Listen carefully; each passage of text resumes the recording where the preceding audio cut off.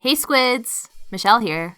This video has been highly requested, and it's finally here, a charger guide. I'm going to give you the basics on how to effectively use this weapon type. For this video, we'll be focusing on the standard charger roster, which are the Splat chargers, Splatterscopes, and the Leader 3K series. Sorry to the squiffers and bamboozers out there, but in my opinion, these chargers vary slightly in their play, so I'll leave them for a future video. Let's first take a look at the difference in range and charge time between each weapon in the charger roster. Knowing your specific charger's strengths and weaknesses are a must for any sniper, and it assists in choosing the right one for you. For example, you can see that the E-Leader series has the most range and the slowest charge time, and now with the 2.2.0 patch, the max damage without fully charging a shot on the E-Leader has been reduced from 120 to 100, while the regular Splatterscope is unchanged.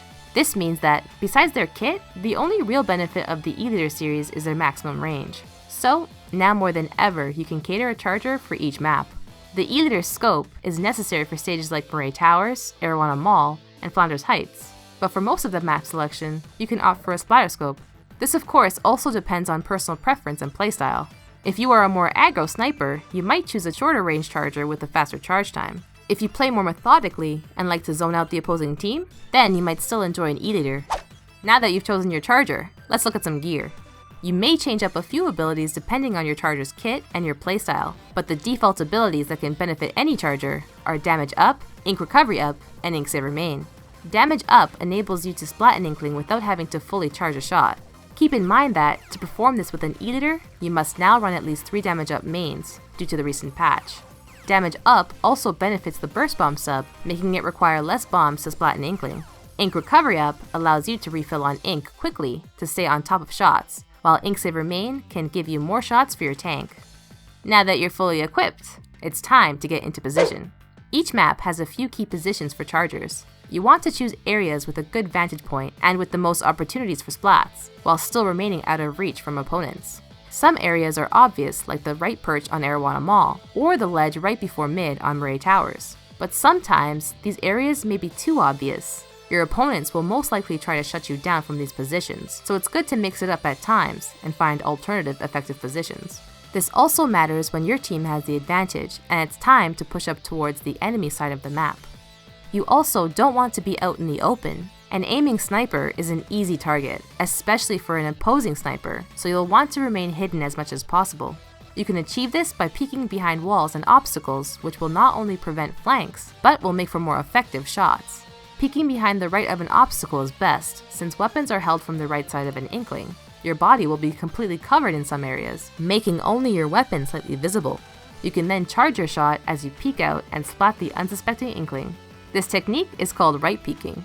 Right peeking also makes pushing the tower with a charger very effective, since you can peek from behind the pole and splat Inklings as they try to contest your push. Along with right peeking, you also definitely want to be discreet with your target thread. This thread allows Inklings to see when a charger has them in their sight. In some cases, you can get away with aiming directly at your opponent, like when they are looking away from you. But if they are aware of your position, then it's best to angle your thread away from your target. Prediction and muscle memory play a significant role in using chargers, as many of your successful shots will be from snapping your shot or from hitting a falling or jumping Inkling. To perform a snapshot, you charge your shot away from your target, then quickly tilt the gamepad towards your target's position and release. I find that using the right stick along with the gamepad helps with this technique. With this, you can use your target thread to trick opponents into thinking that you aren't aiming at them, and then snap for that surprise splat. As you get more experience, falling and jumping opponents become an easy target. When an Inkling leaps off a high ledge, they have a linear trajectory, so anticipating a leap is a good option. It gives you plenty of time to align your shot as they make their descent.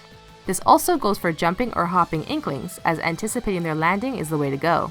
My fellow Squid Kids teammate, Purple, knows all about that. In fact, it's his specialty. If an enemy dares to jump within his range, you can count on Purple to take them out. The way he mastered this is just by playing in private battle with friends and hitting jumping opponents over and over. As a charger, you can also jump and shoot to splat Inklings. I'd say the best situations to do this is when hiding behind a short obstacle, and when you see an opponent in front of you, just charge and then release at the peak of your jump. Speaking of hiding, don't hesitate to track enemies while they're in squid mode by paying attention to their ink ripples and then predicting their swim path. They will most likely be caught in their swim momentum before they can react. If you miss your shot, then you can take advantage of the ink path left, which will probably slow your opponent, making your second shot hard to miss.